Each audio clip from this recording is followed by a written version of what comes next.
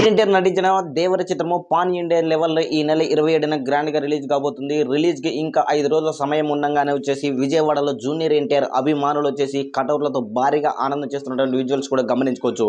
అంటే విజయవాడ కేవలము ఒక 10 రోజుల కిందట వరద ప్రభావిత ప్రాంతంలో ఎలా అతలకుతలమైందో తెలిసిందే. దానికి అనుగుణంగానే జూనియర్ ఎన్టీఆర్ విజయవాడకు సంబంధించి 50 లక్షల రూపాయలు గ్రౌండ్ ఫండ్ కూడా ఇవ్వడం జరిగింది సీఎంకి.